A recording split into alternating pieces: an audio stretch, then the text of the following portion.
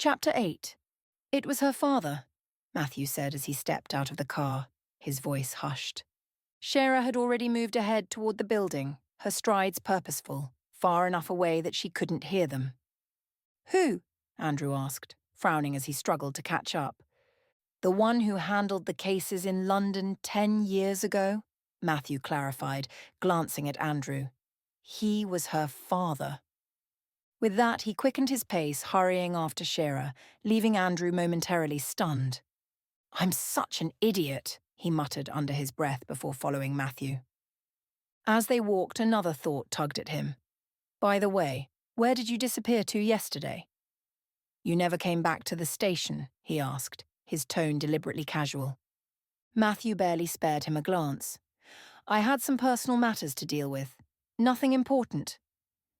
Andrew recognized the tone instantly, the kind that meant pushing further would get him nowhere. He let it go. For now, there were more pressing matters like getting rid of this ridiculous feeling he had about Shara. What was he even accusing her of? That she had been in that room the other night? It was absurd. No one could have jumped from that height and simply walked away unharmed. What he had seen had to be a shadow, a trick of the light, his own exhaustion playing tricks on him. Nothing more. The apartment door had been repaired and reinforced, its frame sturdier than before. A bright police seal marked its centre, warning civilians that entry was strictly prohibited. Matthew pulled a keychain from his pocket, flipping through the various keys with practiced ease. After a moment, he selected one and inserted it into the lock. It refused to turn. What the hell? He muttered, frustration creeping into his voice as he jiggled the key. Andrew folded his arms. You keep the key with your house keys? Matthew frowned. What do you mean? He glanced at the keychain, realization dawning. He had been trying to open the door with his house and car keys. Damn it, he muttered, shaking his head before offering a half smile. Habit. He reached into his jacket pocket, fishing out the correct key before sliding it into the lock. This time the door gave way with a soft click. There we go, he murmured, pushing it open slowly. Inside, the scene remained unchanged, frozen in time like a moment captured in a photograph. Shara stepped inside first, her sharp gaze sweeping over the scene. The chaos of the struggle was even more unsettling under the bright daylight, the full extent of the destruction laid bare before her. If the victim had put up such a fight, they had to be more than an average person. Ordinary humans didn't stand a chance against whatever had taken them. You still don't have any idea who the victims were, she asked, moving toward what appeared to have once been a bedroom. Nothing solid, Andrew admitted. Even their descriptions are all over the place. It's like no one really knew them. In the first case, one neighbour swears the victim was tall and blonde, while another insists they were short and brunette, Matthew added, shaking his head. We couldn't even get a basic sketch. Maybe they were fighters, Shara mused, running her fingers lightly over a shattered piece of furniture. Or trained in some way.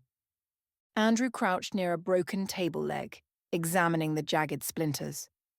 I think this whole mess is a diversion, he said. A way to mislead us. The neighbours claim the struggle only lasted a few minutes. No one could destroy an entire apartment like this in just a few minutes. Maybe he wasn't alone, Shara suggested, glancing at the destruction. There could have been multiple attackers.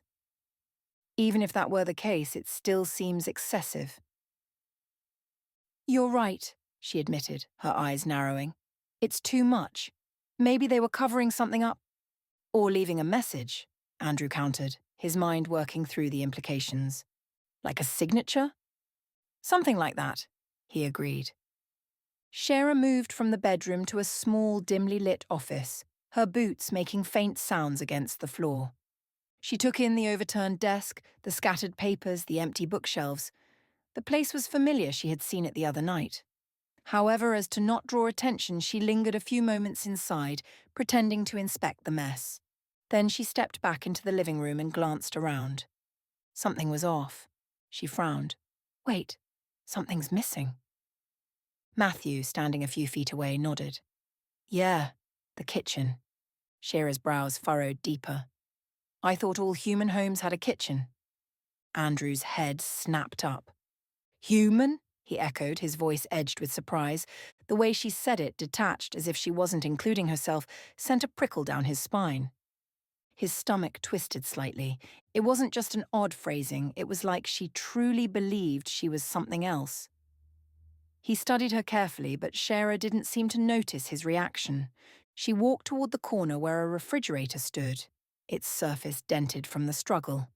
She opened it, scanning the empty shelves. Strange.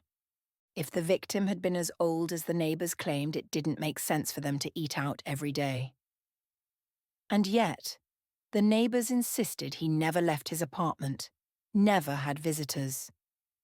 She lingered there, eyes locked on the empty interior, as if waiting for something to reveal itself.